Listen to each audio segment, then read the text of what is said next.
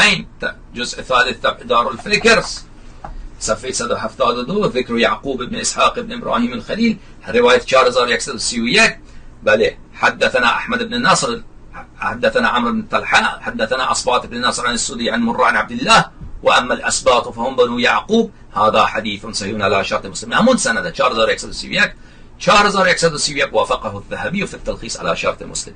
پس بینندگان عزیز مکرر این حد سند، حالا من میتوانستم این سند را تصحیح بکنم، کتاب رجال را نشان بدم که تک تک اونها ثقه هستند، این کار را نکردم. این سریعتر بود که تصحیح ذهبی را به شرط مسلم مکرر برایتان نشان بدم.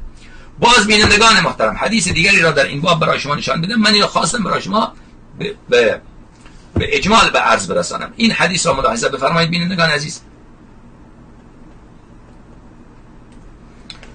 و نمیخوام که اینجا تفصیل صحبت بکنم در بابت این حدیث. خب